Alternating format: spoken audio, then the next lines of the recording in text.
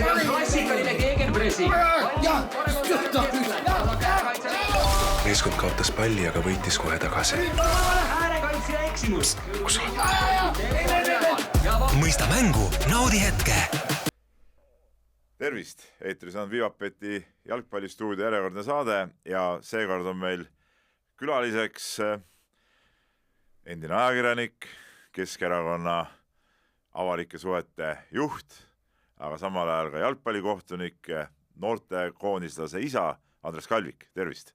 Tere päevast ja suur au olla siin Siduri tänava Hubases stuudios. Väga hea, no Andres ka üks paljudest minu endistest kolleegidest, ütleme siin saatest käivadki läbi päris palju need inimesed, kellega ma olen koos seda spordiajakirjandust ka siin teinud. No räägi, palju oled vaadanud jalgpalli? Aega on ikka selleks või? Jaa, öised mänge pole küll vaadanud, see on liiga karm katsumus. Ikka need 8. ja 10. mängud olen ikka enamjaolt ikka ära vaadanud, jah. Mis suurim elamus on siiamaani? Ma suurimat elamust ma ei hakkagi nüüd esile tooma, turniir on alles algusfaasis ja mul ei olnudki selliseid suuri lootusi, vähemalt algfaasiga seoses. Aga mis see õige sõna võiks olla kirjeldamaks seda turniiri algfaasi ja üldse kõikide suurturniiride esimese mänge on see uudisimu. Et tahaks näha, kuidas need meie mõistes eksootilised koondised hakkama saavad, kas on toimunud mingi murrang, mingi areng, kas on mingi uusi säravaid mängijaid, väga hoian pöialt näiteks Curaçaole näiteks, kellest polnud üldse võib-olla kuulnudki enne seda jalgpalli M-finaal. Said punkti kätte nüüd juba? Jah, said punkti kätte ja mul on väga hea meel selle üle ja et pigem ma jälgin nagu seda esimesi voore sellise uudisimuga, et kas keegi suudab üllatada ja kuidas need meie mõistes siis jah, need kaugemad koondised välja paistavad. Sa oled siis ka pigem selles parteis, et need see algfaas nii suure turniiri juures võib-olla sportliku pinget nii palju ei paku, et need olulised mängud alles tulevad ja praegu tuleks jälgida muid asju. Jaa, pigem käib nagu taustaks jah, et teid saab muid asju ja kui telekommentaatorite siis hääletämber kõveneb, siis jälle tõstad pilgu ekraani peale ja kuulad seda võib-olla juttu pigem ja ei jälgi seda võib-olla nii taktikalist plaani või niimoodi. Aga okei, sul meeldib, et uued tõuseks esile ja kõik see, aga kellele sa nagu MM-il tervikuna siis pöialt hoiad tavaliselt? On sul mingi lemmikriik, mingi lemmikstiil? Vot selle asjaga mul üks väike nagu hasi hinge peal nagu. See on juba aastaid mul hinge peal olnud ja nüüd ma saan selle siis nagu välja öelda, et alati küsitakse kas või aastaringselt või enne suurturniir, et kellele siis pöialt hoitakse ja kõik räägivad Itaaliatest, Saksamaadest, Brasiiliatest ja aga keegi kunagi ütleb, minu esimene eelis on Eesti koondis. No aga Eesti koondis mängi seal ju. Jaa, aga ikkagi esimene eelistus peab alati olema Eesti koondis, ükskõik kas korvpall või võrkpall. Et mina hoian alati Eesti koondisele esmalt pöialt ja siis alles tulevad need ülejäänud. See on tore jutt, aga turniiri kontekstis see nagu ei maksa ju. Turniiri kontekstis ei maksa ja alati, mul ei ole sellist lemmikvõistkonda. Mul ei ole meistrite liigas lemmikvõistkonda, mul ei ole MM-idel, EM-idel, aga ma olen alati hoidnud pöialt nagu väiksematele koondistele ja nõrgematele. Mulle meeldivad üllatused. Et kui väiksem alistab suurema ja just ma olen üllatuste poolt, ootamatuste poolt. No, aga näiteks üks üllataja võib MM-il olla ka väga suur riik ehk USA, ütleme, kes ei ole kunagi jalgpalli MM-il siis midagi saanud on ja nüüd mängivad päris head mängu, 2 esimest mängu on päris head olnud ja kui nemad peaks jõudma nüüd väga kaugele või ossa ime võitma, siis see oleks ka üllatus, et kas sa neile ka pöialt hoiad, nad on nii suured ju? Jaa, üllatusmoment on sees, nad ei ole ka väike riik, aga USA jõudmine poolfinaali oleks kahtlemata minu meelest üllatus ja sõltub kellega nad seal nüüd play-offides, kui nad peaks edasi pääsema ja play-offides vastamisi lähevad, siis USA-le võiks ju huvi pärast ikka mänguilu huvides pöialt hoida. No kui palju üldse praegu sinu arust saab jälgida, kuidas need play-off paarid üldse hakkavad moodustama need kahvrid, et see on vist nii segane ja nii hoomamatu asi, et sellest vist ma arvan, et mitte keegi ei saa veel päris selgelt aru. Ei ole mina neid tabeleid niimoodi sellise pilguga vaadanud ja laseme sellel alagrupi turniiril siin ära lõppeda ja siis hakkame vaatama, kes läheb ikka päris mänguks. Kes kellega võib kokku minna ja päris mänguks. Aga ühte asja tahaks nagu veel öelda, et ma natukene hoian pöialt Horvaatiale ja see on just sel põhjusel, et siin Eestis toimus just U17 EM finaalturniir ja mina olin vabatahtlikuna ametis ja ma vastutasin siis Horvaatia koondise tegemiste eest. Olin nende saatjaks siin terve turniiri vältel ja väga normaalsed inimesed, ei hädaldanud, ei virisenud, kõik nagu sobis nendega, kõik toimis ja sellepärast ma natukene hoian pöialt Horvaatiale. Kui palju sellest noortekoondisest kumas läbi seda, et nende siis rahvuskoondis hakkab varsti MM-il mängima, et oli mingit sükest ootust või uhkustunnet seal nagu tajuda?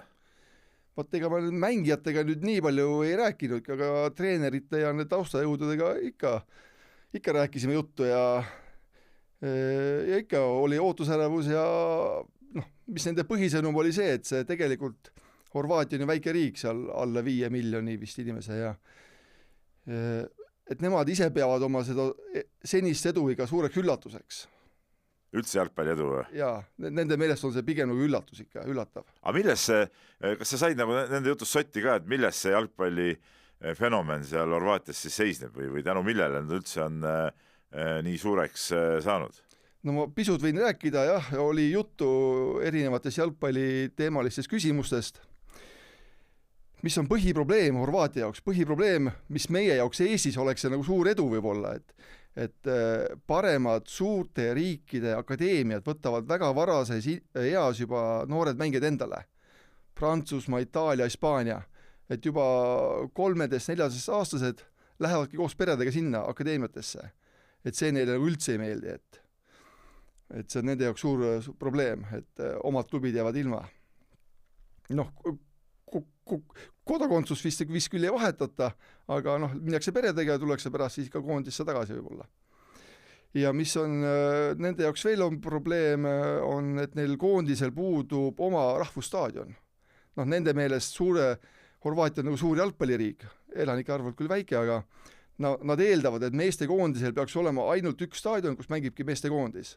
Mitte nagu Eestis A. Le Coq Arena, kus ka klubid ja teised koondised mängivad. Aga ütleme, nendel on ikkagi väga palju sükest välja kasvanud ikkagi sükseid staarmängijaid, et järelikult see nende süsteem on ikka mõnes nagu õige kõik. Ja mis nad ise tunnevad väga suurt uhkust oma noorte töö üle. Et noorte tööd peavad nad väga heaks. Rääkisime ka rahast muidugi natukene nendega, et kuidas siis noorte treenerid saavad oma palka ja siis raha kõiki huvitab, ma võin mõned numbrid välja tuua. Et seal arvestatavates klubides ikka noorte treener on ikka täiskohaga töö ja kui keskmine palk Horvaatias on umbes 1500 eurot, siis noorte treenerid arvestatavad siis saavad 2000 eurot ja kõige kõrgemad palgad on siis Zagrebi Dynamos.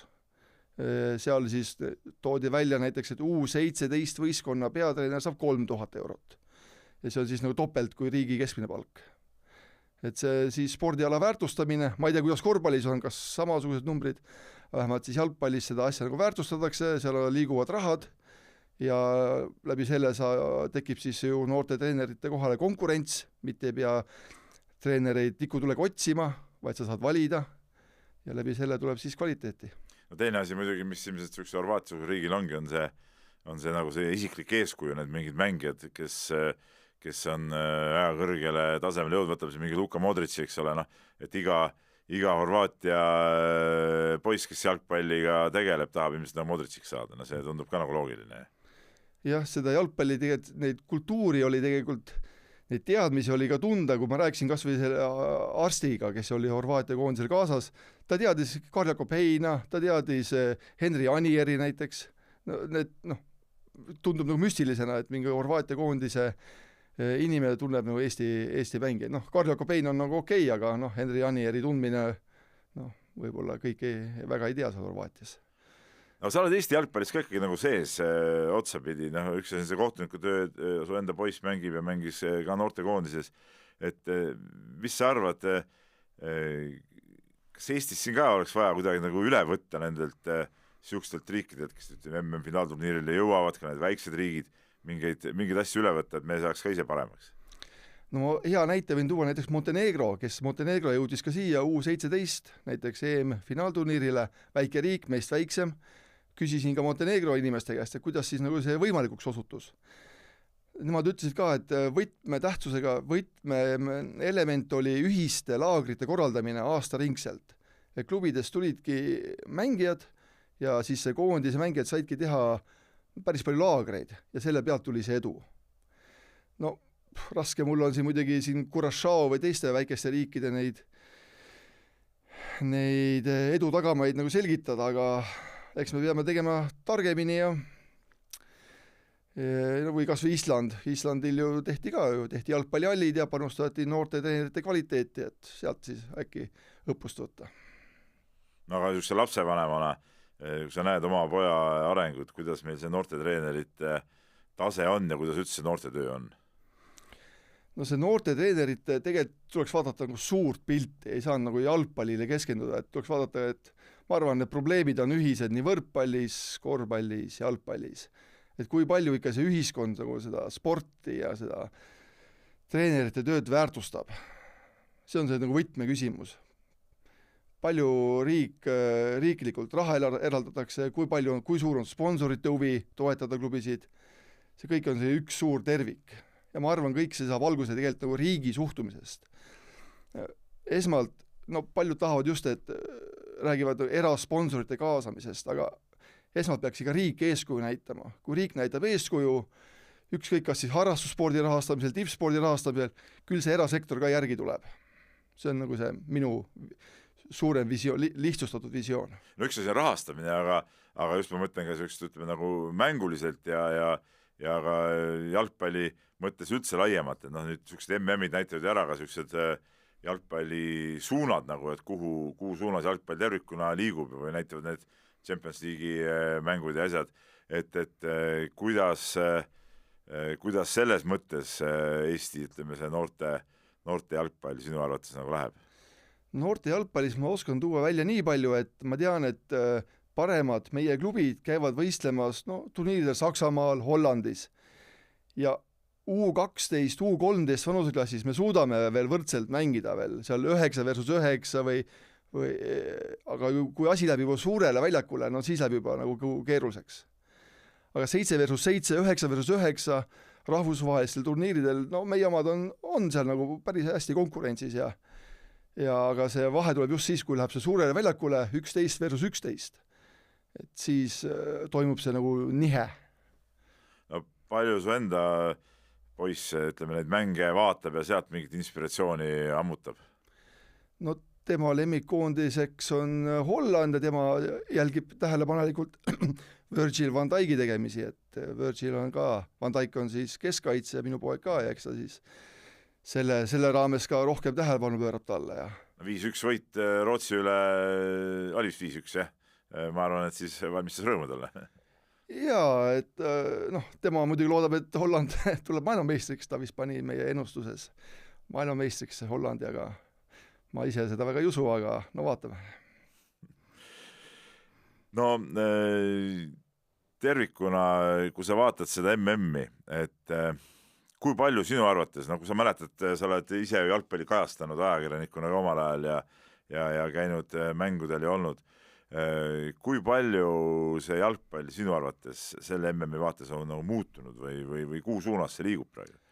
Ja esimeste mängude põhjal ma võin küll öelda, et see on väga atleetlikuks läinud ja kui ma vaatan ka kohtuniku pilguga, siis ega need väga hoidmisi ja lükkamisi ja kohtunik väga ära ikka ei vilista ja ma arvan, et see on nagu üldine suunis antud selle turniirile, et need suured mehed mängivad päris jõuliselt, annavad keha, hoiavad ja telekommentaatorid ka imestavad, et peaks ju olema viga, aga kohtunik ei vilista ja ma arvan, see ongi, ega nad ju näevad, ega see ei ole asi selles, et nad ei näe, et toimub hoidmine. See on abikohtunikud, on väljakukohtunik, aga see ongi vist suunis, et laseme mängida ja paar korda jätad vilistamata, mängijad saavad aru, et see ongi normaalne, saabki nii mängida ja nii ongi. Kas see on mängul kasulik sinu arust? Kui mängijad seda aktsepteerivad, kui on ühine teadmine kohtunikel, mängijatel, treeneritel, et nii ongi, et siis tegemist on ikka profidega, ütleme nii ju, et profid saavad aru, et kui nii on, siis nii on. samas see võib tekitada ka platsil niisugust palju, kui ei saada aru just, tekitab palju niisugust tarbetut pinget ka, et noh, ma ei tea, tehakse niisugune jõupiiri peal liigutus, eks ole, üks arvab, et on viga, teine arvab, et ei ole, siis saadakse seal kohtuniku peal närvi, siis minnakse üksteise peal närvi, minnakse tagasi tegema, tekivad üldse palju hullemad olukorrad, et kas sellises jõulises stiilis on raskem seda mängu ohjeldada ka? Mis sa arvad? Ma arvan, seal on ühine arusaamine, ma arvan, et tegemist on ikka ju tippsatsidega. Tippsatsid, nad on ju mänginud rahvusvahelisi mänge kõvasti ja saavad aru sellest. Et kui kohtunik laseb, siis nii on ja tuleb sellega leppida, et siin kätte laiutamine, protesteerimine, rahulolematuse näitamine, see toob sulle endale ainult häda kaela kaartide näol ja pead mänge vahel jätma ja Aga see jõulisus ilmselt teeb superstaaride elu natuke raskemaks, kes võib-olla siin Messid ja Ronaldod ja need on harjunud ikkagi, et nende vastu vilistakse ära suhteliselt mõningad päris kerged vead on ja kui nüüd ei vilistata, siis nende elu läheb selle võrra raskemaks, kuigi näitame nüüd Ronaldo kõrvale, siis ütleme väga palju superstaarid on tegelikult alustanud seda MM-i ju hästi ja löönud väravaid ja olnud väga hästi pildis, et see ei ole otseselt neid ju seganud. Ma arvan just, et jah, võib-olla väiksemate mängijate jaoks või kes ei ole füüsiliselt nii head, nende jaoks võib olla natuke raske, et kui füüsikareeglid kehtivad ka jalgpalliväljakul, et kui suurem mängija, väiksem mängija kokku saavad ja suurem mängija ikka keha paneb, siis väikse mängija reeglina kukub. Aga eks see ongi siis kohtuniku tunnetuse küsimus, et kas ta mingil määral kaitseb väiksemaid või ei kaitse või laseb mängul jätkuda. No kui veel kohtuniku vaatest vaadata, siis sellel MM-il on ju päris palju igast reeglite uuendusi, et küll on see 5 sekundit audi välja viskamiseks, eks ole, siis on see arstide värk, et kui arst tuleb väljakule, siis peab minut aega pärast platsi kõrval seisma ja käe suu ette paned vastu midagi ütled, on kohe punane kaart ja kuidas need momendid sinu arvates mängule mõjuvad ja teevad atraktiivsemaks või võtavad midagi maha hoopis? Eks iga reegli muudatuse taga on mingi taust, et kohtunikud või need, kes selle eest vastutavad, ei tulnud ühel päeval kokku ja lihtsalt ei hakanud otsustama. See on kindlasti sellele eelnev mingi lugu. Ja ju need siis, kui me räägime käe suu ettepanekust, ju neid lugusid siis ja tähelepanu juhtimisi on kohtunikele esitatud ja sellest lähtuvalt siis tehti see muudatus. No kui nii on, siis nii on ja tuleb sellega arvestada. Aga mis puudutab neid teisi, need audi väljaviskeid ja arsti tulekuid et eesmärk on ikka see, et neid viivitusi vähemaks teha. Et oleks neid nii-öelda surnud pause vähem. No ja neid simuleerimisi on jäänud ilmselgelt kohe vähemaks, eks ole, muidu oli ikka nii, et eduseisus olid seal vigastus, siis kukkusid maha, siis tuli arst, siis aeg muudkui läks ja siis läks korraks platsi kõrval, kohe põrksti tagasi, kõik oli korras. Et nüüd nagu seda enam lubada ei saa, minut aega vähemuses ikkagi ei ole nagu hea variant. No ma ütlen jah, et kõik on ju professionaalid ja kõik mängivad ju reeglite piires, mis on lubatud ja mis ei ole lubatud ja eks neid piire siis kombatakse, et seal üks oli ka ja audi väljaviskel tehti juba seal ju üks mängija tegi lahenduse, et ei võtnud palli kätte, vaid hoidis palli seal enda juures ja ootas, kui kõik mängijad olid oma kohtadel, siis võttis palli kätte ja viskas.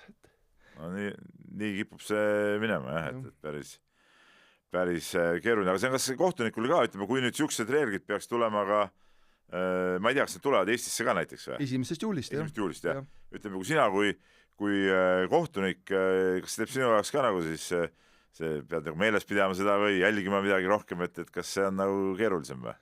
Eks ta ikka jah, kohustusi tuleb juurde, harjumine kindlasti võtab aega, eks kiiremini harjuvad ikka premium-liiga mängijad, esiliiga mängijad, madalamates liigades seal võtab rohkem aega, ei ole pallipoisse, tuleb see pall tuua kuskilt kaugemalt ja 5 sekundit saab läbi enne, kui palliga kohale jõuad. Vot seal on jah, sellised väiksed nüansid on jah, et eks sealt siis tuleb läheneda nagu paindlikult.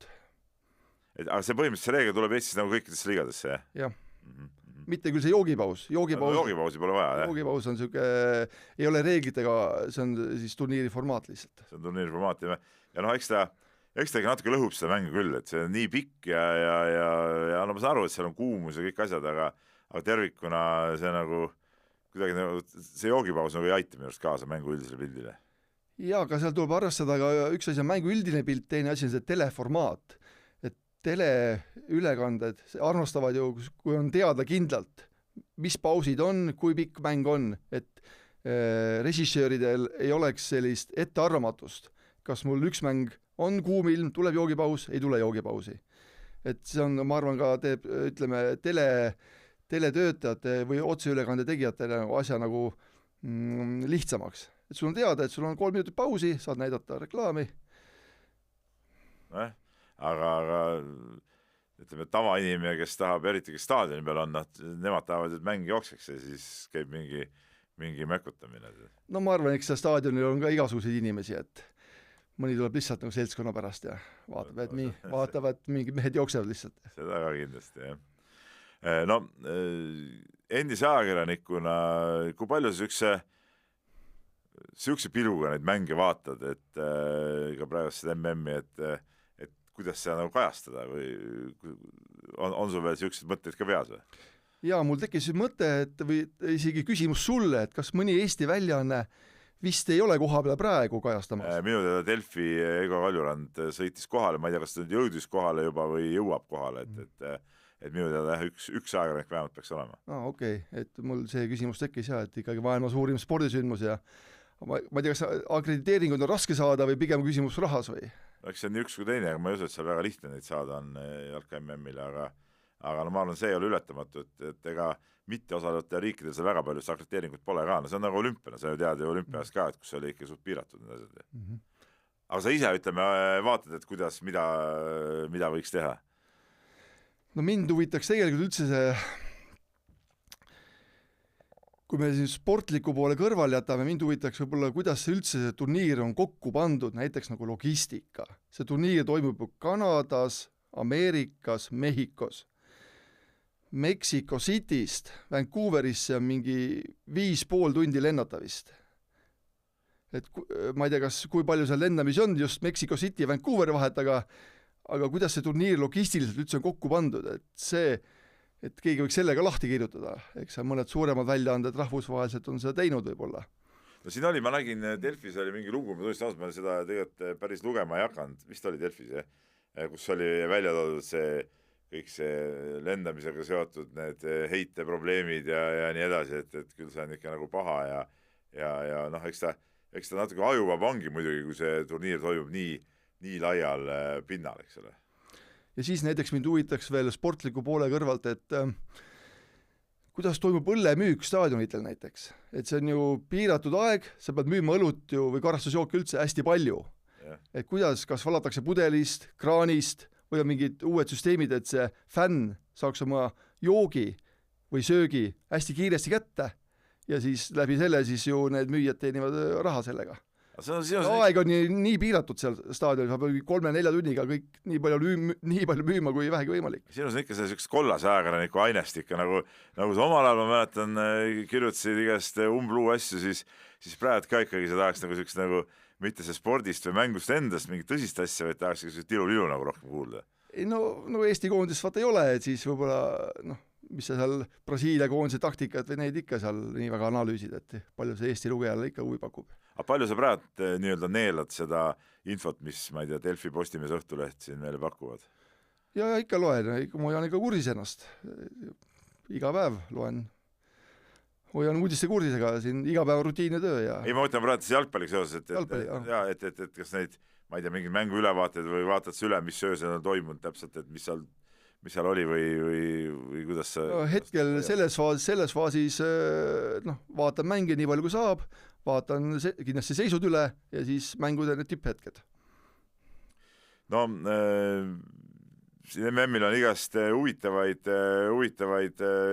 sükseid, mis nagu sulle just peaks korda minema ka juhtunud, eks ole, no sest Curaçao esimesest punktist me ju rääkisime, eks ole, see pakkus sulle pinget, aga näiteks teistpidi on läinud nagu Türgi, kes võiks ju olla tegelikult päris tugev koondis, on juba praeguse seisuga edasipääsu lootused minetanud ja ja seal ju ma ei tea, peatreener vabandas rahva ees ja mängijad tundsid häbi ja nii edasi, et kuidas sulle tundub, kas sellised vabandused ja häbi tundmised ja kas need on nagu õigel kohal või kuidas neid selliseid ebaõnnestumisi võtma peaks? Noh, igas riigis on see jalgpallil ju erinev roll. Mõnes riigis on ju võib-olla üks usuliik võib-olla jalgpall. Et siis eks treenerid ja need taustajõud kõik tunnetavad seda jalgpalli osatähtsust ja rahva lootust, mis on koondisele pandud. Noh, mõtleme näiteks kas või Itaalia, kes ei pääsenud. See oli ka ju rahvuslik tragöödia lausa.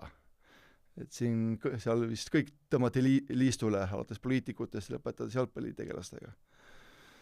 Et selline, ütleme, ebaõnnestumine peaks nagu raputama siis mitte ainult seda jalgpalliringkonda, vaid mõnel pool ikkagi tervet riiki nagu. Ja ma arvan küll, eks see on, meie võib-olla ei hooma seda Eestis nii palju, jalgpall või üldse sport ei ole nii tähtis meie jaoks, aga seal suuremates riikides on ju jalgpallil see ühiskondlik roll palju suurem. No üks riik, kelle jaoks see võib-olla see ühiskondlik roll, eriti praeguses hetkes on väga suur, on Iraan, eks ole, kes siis USA-ga on nii-öelda sõjakonfliktis ja samal ajal käivad kuskil mingid rahuläbirääkimised, samal ajal Iraan siis mängib, seal mängis eile õhtu ka, hilisõhtul Belgiaga tegid 0-0 viigi ja noh, ütleme, nende jaoks on see MM-il osalemine tehtud päris raskeks, eks ole, nad ju baseeruvad Mehhikos, mängivad USA-s, lendavad suts mängule kohe tagasi, et noh, sa nagu ka selline poliitikamehena natuke, või noh, erakonnas töötava inimesena, et kui palju see poliitika seal kaasa mängib selles, ütleme, selline Iraani-suguse võistkonna juures? No ikka mängib, et eks Trump kasutab seda turniiri enda huvides ja suhtleb läbi selle turniiri siis oma valijatega, saadab erinevate oma selliste käikudega, saadab sõnumeid enda siis toetajatele või tervele ühiskonnale tervikuna. Samas ma vaatasin, täna hommikul oli ka uudis, eile seal Iraan lõi väravaks, seal lõpuks see suluseisud võeti ära ja siis Jürgen Ligi oli kuskil sotsiaalmeedias nagu pahandanud kommentaatoritega, et miks nad umbes kaasa tundsid Iraanile, et Iraan on paha ja kõik see, et ei tohiks seda poliitilist aspekti ära unustada, et kas tuleks ära unustada pallimängu platsi peal see poliitiline aspekt või mitte? No pallimängu väljakul lausa ikka peab selle ära unustama, et seal väljakul on ju kõik võrdsed, sõltumata seal riigi korrast ja kui mõne riigi koondis on pääsu kindlustanud turniirile, siis on ta selle välja teeninud ja siis tuleb mängida. Poliitikat võib teha siis pärast lõpuvilet. Aga samal ajal näiteks ütleme Venemaa, Valgevene, sellised riigid ei saanudki üldse võimalust seal osaleda, aga Iraan, kes nagu meie vaates ju tegelikult ka on selline natuke kahtlane riik, olgem ausad, siis nemad nagu saavad seal mängida, et sellist nagu ebavõrdsust ka natuke. No eks need, kes ei saa või kes saavad, eks need pannakse paika kuskil kõrgemalt poolt, et need kahtlased riike on siin maailmas, nii nimetatud kahtlased riike on ju palju, et kodusõjad käivad ju Aafrikas ka ja kes seal täpselt süüdi on või ei ole, et seda meil siin Siduri tänaval on raske paika panna. Ei, sellega ma nõus. Aga mulle tundub niimoodi, et kui juba see koondis on sinna turniirile lastud, eks ole, ta on selle koha välja teeninud, on otsustatud niimoodi rahvusvaheline üldsus, jalgpalli üldsus otsustatud, nad võivad seal mängida, siis see kohtlemine peaks olema ikka võrdne, nagu, et see on nagu tegelikult ikkagi nagu suhteliselt totter olukord nagu praegu, mis seal selle Iraani koondise ümber nagu toimub see. No peaks olema võrdne, rõhk sõnal peaks, aga reaalsus on, nagu me näeme, teine ja eks siin FIFA käed jäävad ka lühikeseks. Ameerika ise ikka otsustab oma territooriumil, keda ta lubab riiki ja mis tingimustel lubab.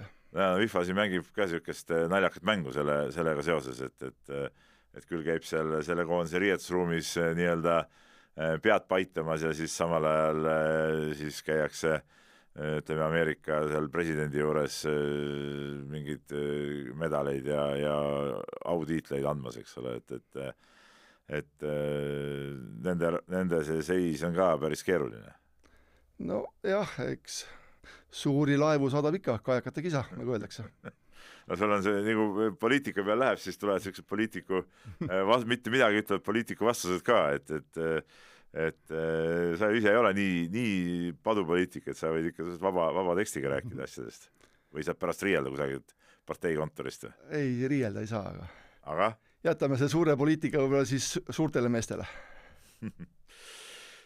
Aga ikkagi nüüd läheks nagu MM-i juurde tagasi, et noh, nüüd on teine mängude voor on käimas ja mida siit MM-ilt nagu võiks suures plaanis oodata või mida sa ise nagu ootad? No sa ütlesid, et sa oled kaasa nendele väikestele riikidele, see kõik on nagu tore, aga kui sa nagu sa tead ju, et ikkagi on mingid suured, kes on nagu tugevad, on ju, ja see on loogiline, et need suured tugevad lõpuks jõuavad ka ikkagi väga kaugele, et mis on sinu ootus sellele MM-i niimoodi nagu edasisele käigule?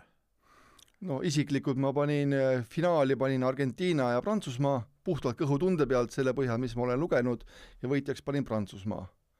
Ja puhtalt selle, ma ei teinud mingit analüüsi, lihtsalt selle põhjal, mis ma tean või olen lugenud. Aga eks MM-i ju peaasmärk on ju välja selgitada maailma parim koondis. Ja 5 nädalat see turniir kestab ja huvitav oleks näha, kas see koondis, kes alustab hästi, ka lõpetab hästi turniiri. Või tõesti on mõni näiteks hilisem võitja, kes alustas väga rabedalt ja siis 5 nädalat hiljem näitab nagu täiesti nagu teistsugust nagu sellisest filigraanset mängu. Vaat seda oleks huvitav näha, kas mõni treener on nagu selle tippvormi ajastamisega nagu nii täpselt nagu täppi pannud. Ma muidugi kahtlen selles, et ega siin väga see ettevalmistusperiood ei saanud ju väga pikk olla, et siin klubi hooaeg just lõppes. Ma ei usu, et see nii on, aga huvitav oleks näha, kas tõesti mõni koondis, kes on rabedalt alustanud, lõpetab nagu väga hästi. No see 5 nädalat on ikka ülipikk aeg tegelikult ja selle ajaga jõuab muutuda päris palju tegelikult ja jõuavad muutuda ka mängijate sellised see vorm ja valmisolek ja ka meeskonna see selline ühtseks saamine selle 5 nädalaga võib muutuda päris palju tegelikult, et selles suhtes need turniiri käigus sellised muutused on ilmselt päris loogilised. Ja üks teine asi ka vaimne pool, et ma ei tea, kas mängijad elavad 1 tubades või 2. Kui sa näiteks elad 2 tubades, sa 5 nädalat 1 vennaga koos või sa tehakse rotatsiooni, ma ei tea, kuidas see koondis seal on, aga kui sa 5 nädalat 1 vennaga 1 ruumis, no see võib ka mingit mõju avaldada, et katsu olla nagu 2 meest 5 nädalat ühes hotellitoas. Jaa, ei, seda muidugi, ma julgen siiski arvata, et sellel tasemel ikkagi iga mees elab oma ette, et see tunduks nagu suhteliselt veider, kui nii pika aja peaks seal kellega tõesti niapidi koos olema. Aga kuidas, mis sa nagu arvad, et kuidas sellises pikas turniiris, ütleme, kes tõesti see lõpuni vastu peavad seal turniiril, kuidas seda vaimu üldse nagu hoida, et kui suur roll on see psühholoogidel ja siukstel tänapäeva moodsatel ametikohtadel? Noh, sellele peaks vastama võib-olla jah, kes selle tiimidega üksikasjalikumalt tegelevad. Minul siin on nagu raske vastata, aga ju see psühholoogide kaasamine on vist tänapäeva tippspordi loomulik osa.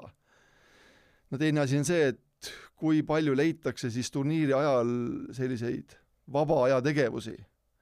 Ma ei tea, kuidas see kõik on seal korraldatud, kas käiakse kinos koos või teatrisse vajalt minnakse või mängitakse golfi koos või mul on raske öelda, aga midagi peab seal välja mõtlema, et 5 nädalat käia ainult staadionit ja hotelli vahet, see räsib ka vaimu päris kõvasti, ma arvan. No omal ajal ajakirjanikuna sa käisid ju jalkakoondise mängudel ka ja välismaal ja nägid, kuidas see koondise elu seal välja näeb, et mis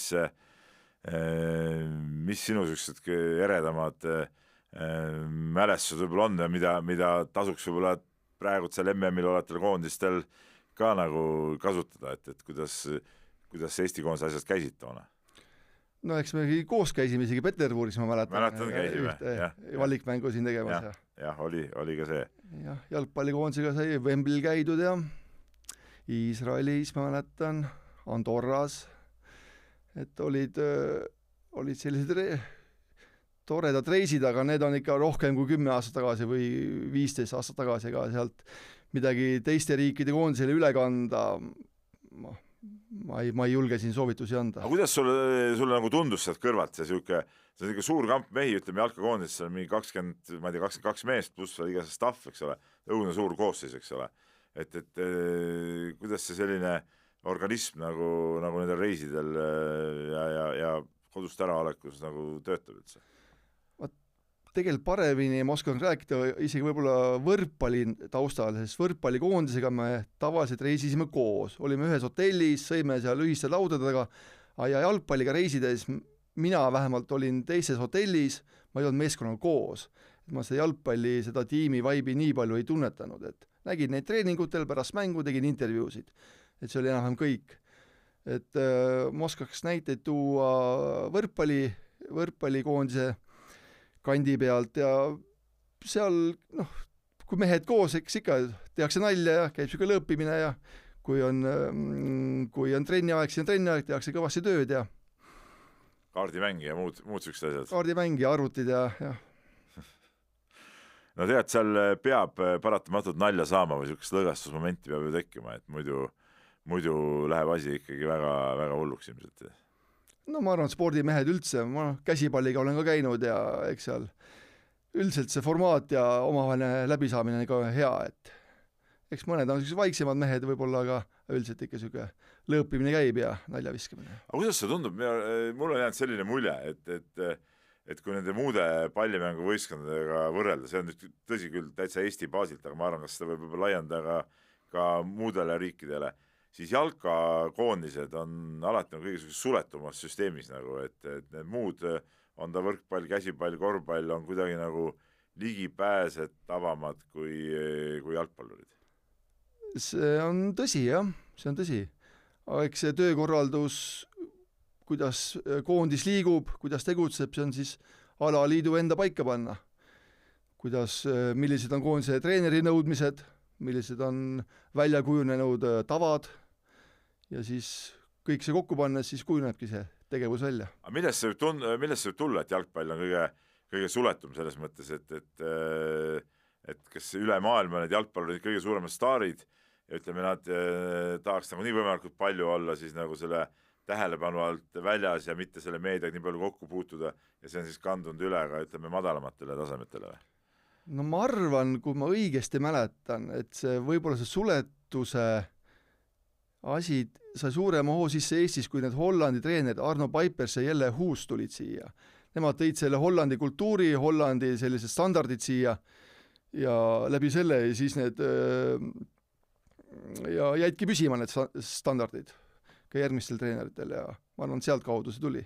No see näitabki seda, et see on nagu ütleme sellest suurest jalgpallist nagu tulnud ja siis on ka siia väiksemasse mängu nagu üle kandunud. Jah.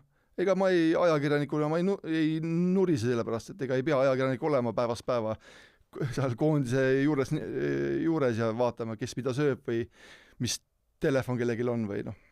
Kokkutes see ju häirib teed ka mängijad, kui mingid võõrad tüübid on seal kogu aeg tölerdavad ringi, võib niimoodi ka ütelda. Et tänapäeval kes kus pilti teeb või et tänapäeval eriti veel nagu tuleb hoida kõik avalikus ruumis, pead jälgima, mis sa teed või mis riided kannad ja no me korraks nendest superstaaridest ka juba rääkisime, et ma olen siin eelmistes saadetes ka nendest juttu teinud ja kui me võtame need vanad mehed, nagu on nad siin Ronaldod või Modricid või noh, ka Messid või Neuerid, et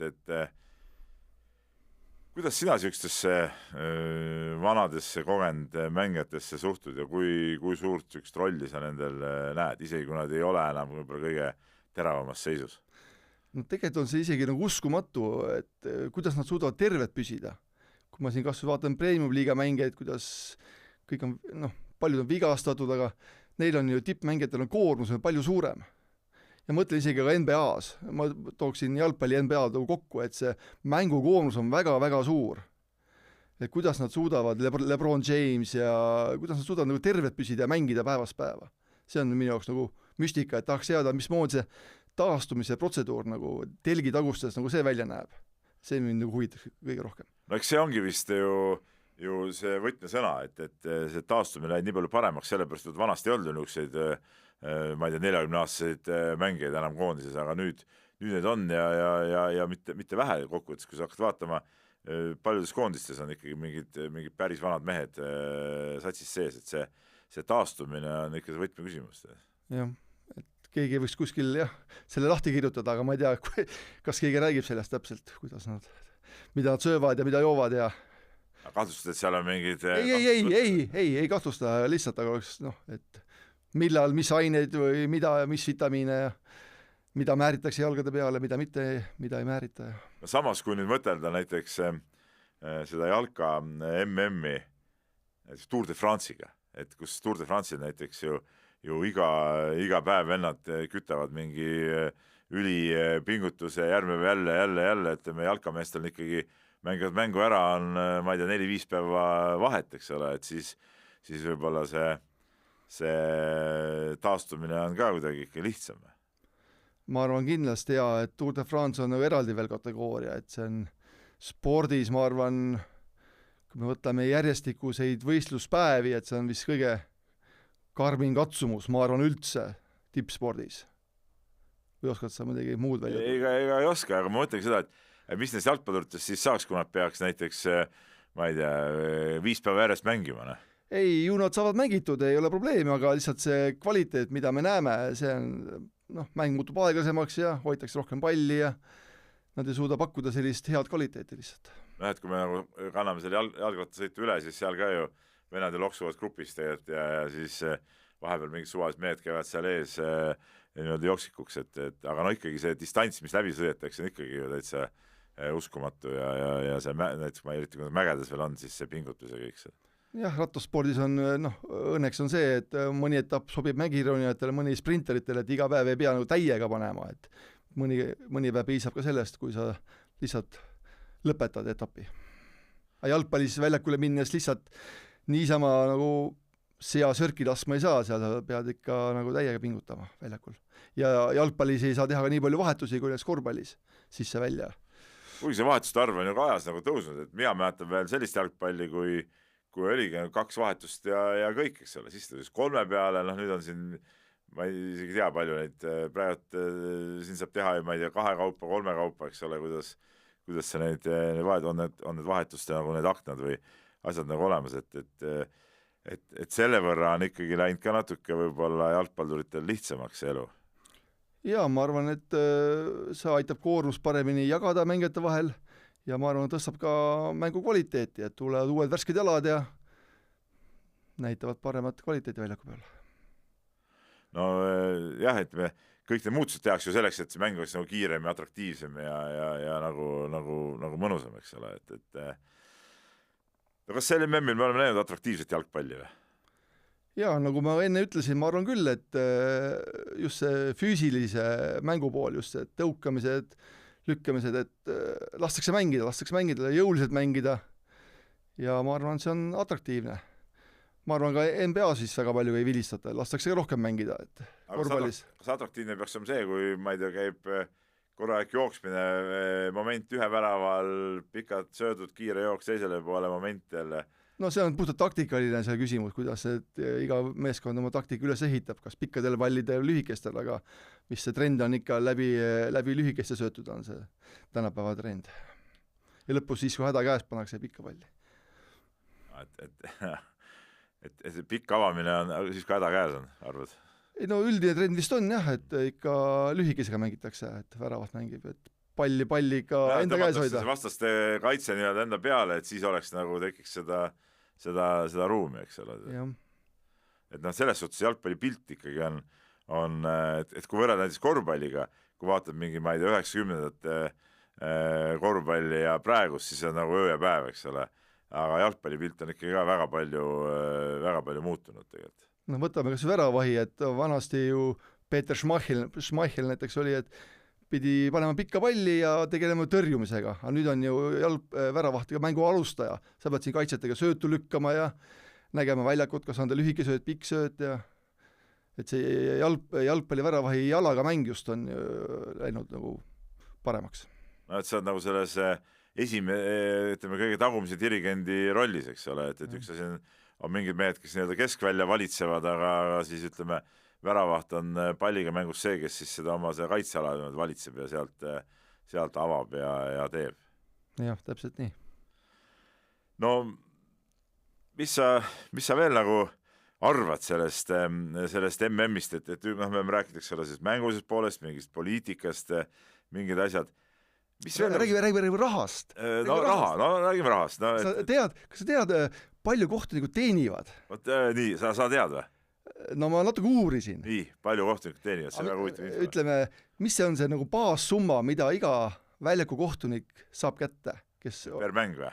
Ei, turniiri vältel kogu see ajaraam. Vaata, see mingi kohtunik, keda ei lastud riiki, et sellele maksti kõik palk makstakse nagu välja, eks ole. No ma arvan, et see on ikkagi mingi kohtunik, kes on kõik 5 nädalat, no ma ei tea, no mingi 20 000 kindlasti. No tõstame panuseid kohe. See baassumma, nii palju kui mul õnnestus välja uurida, on 86 000. Aha. Väljaku kohtunike baassumma. No see on aga eelnevad laagrid, ma arvan ka, lähed sinna sisse. Ja kohtunik, kes jõuab finaali välja, see vist tõuseb kuni $300,000. Nii et kes jõuab MM-finaali välja, seal on erinevad boonused, mängu eest saab ka ju veel juurde, on baassumma pluss iga mängu eest, et kuni €300,000. See oli nagu siis see peakohtuniku need taksid, eks ole. Aga ütleme, kui sa oleksid see lipumees, eks ole, siis... Ma nii peensusteni ei uurinud. Või veel lihtsam on seal see tahvliga tõsta, seal see 4. kohtunik olla. Ma olen tähele pannud, et palju naiskohtunikke on tekkinud sinna, kes tahvlitega seal mässerdavad. Ei, no eks neil on oma roll, naiskohtunikel on seal oma roll ja meil meeskohtunikke, ütleb, Baltikumist ei ole MM-il. Eestlasi, lätlasi, leedusi pole, soomlasi ka pole, aga on rootslased, on poolakad.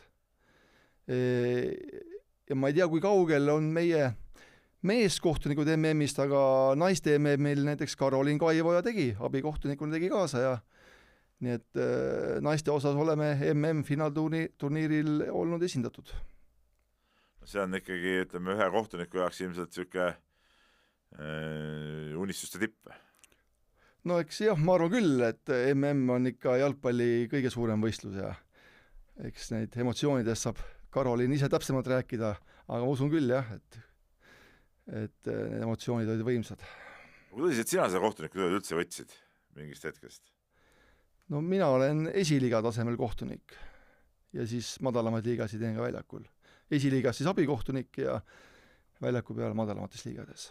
Aga miks sa ei ole, vaata, miks suured rahad on mängus, miks see MM-il pole pürginud?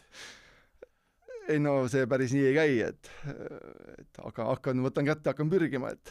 Tuleb pühenduda? Jah, noh, eks ma tajun ka ju reaalsust, et kes ma olen ja kus ma olen. Ei ole piisavalt hea arvad ise? No ikka ei ole jah. Eks meil on Eestis paremaid. Aga ma arvan, et meil on siin kohtunike poole pealt, meil on siin Joonas Jaanovits näiteks väga kõva tegija, Kevin Kaivoja, kellel on fenomenaalsed füüsilised võimed. Et räägitakse legendi, et kui me teeme kohtunike piiptesti, et piiptesti helifail lõppes ära ja Kevin Kaivoja ikka jooksis edasi. No mõne mehed on nii kõvad mehed lihtsalt, jah. Et loodame, et kunagi siis nad saavad oma siis oskusi näidata ka mõnel alustame siis finaalturniirist ja siis MM-ile välja. No sa tõid see kohtunike raha momendi sisse, aga tegelikult siin ühes saates rääkisin varem ka, et see MM ise tervikuna on ikkagi ju tohutu rahamasin, eks ole, et sellepärast ju see koondiste arv vaeti suuremaks ja kogu see turniir on nii tohutu, et see raha, ütleme, meie Eesti-suguse riigi jaoks hoomamatu, mis seal toimub. No minu andmetel on turniiri kogu eelarve umbes 4 miljardit eurot või dollarit siis. Et võrdluseks siis Eesti riigi eelarve on 20 miljardit, see on siis 1/5 siis Eesti riigi eelarvest, pannakse sellele turniiri alla. No see on ikka, ma olen täitsa hoomamatu nagu meie mõistes. Jah. Et aga no lõpuks sealt mingi raha pidi jõudma ka Eesti jalgpalli, nii et me saame olla ainult rahul, et see turniir nii suur on, kuigi see meil nagu sportlikus mõttes võib-olla ei meeldi.